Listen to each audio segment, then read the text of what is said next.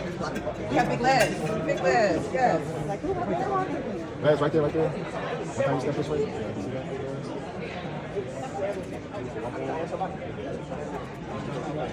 Yes.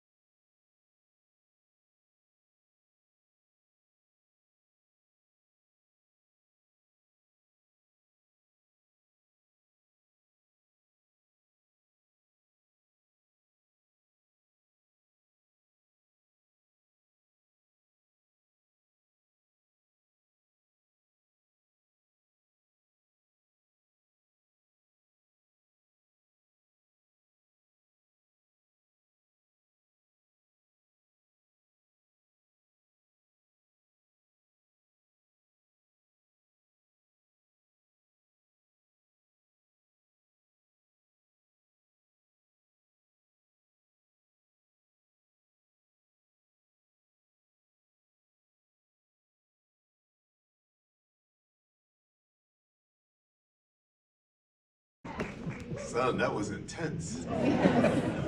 All right, my brother, the RZA, where are you? Come on, right?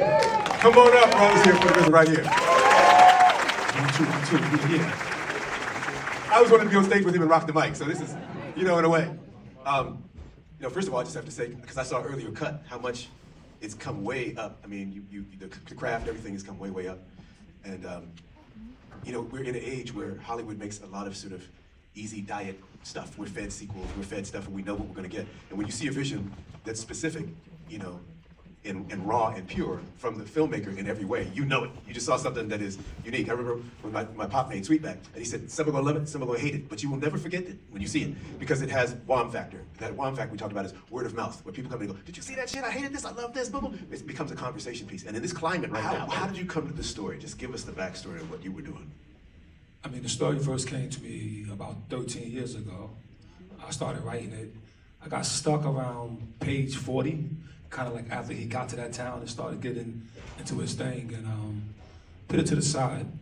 But during the writer's strike, when nobody was supposed to be writing, I was on the back of a tour bus with my wife, and we was driving through the country and seeing different vibes and different energies. The art just spilled out of me. He was about to vote for Barack when I started writing this thing, you know what I mean? So, and the crazy thing is, like I said, the art speaks for itself without intending to be political or whatever.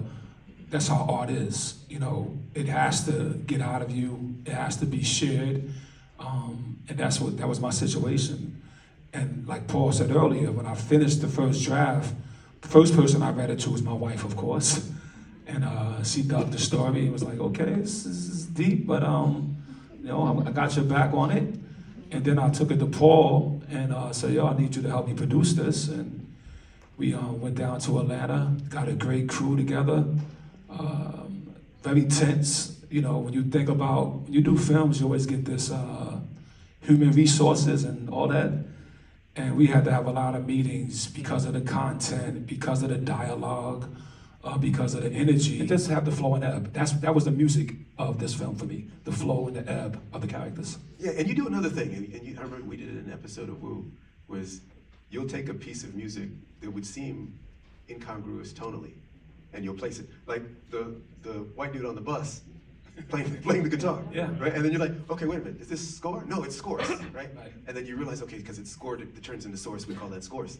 And then he's the one that gives brother the book, right, that winds up being a book of knowledge on survival that he uses in the end. So RZA will take something and sonically scope it and hand you something that is, in some ways feels like it's a glass and a bottle of red wine, but it'll turn into a Molotov cocktail later in the movie. Right. It'll blow up on your ass. Exactly. You're like Wile E. Coyote, oh shit! That's one spoon of chocolate.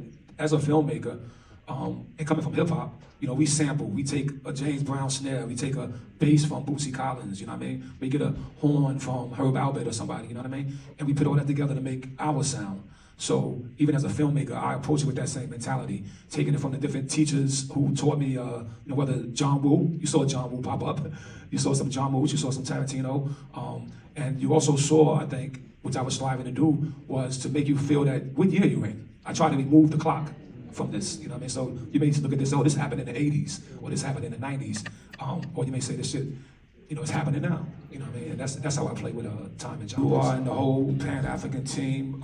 We've been, talking for a while on trying to find ways to collaborate, and I think I've been ambassador a couple of times as well, and ambassador this year, but I was like, this will be a great place, to show this film in California, and so that's why we decided to do it here. But it'll come out May 1st.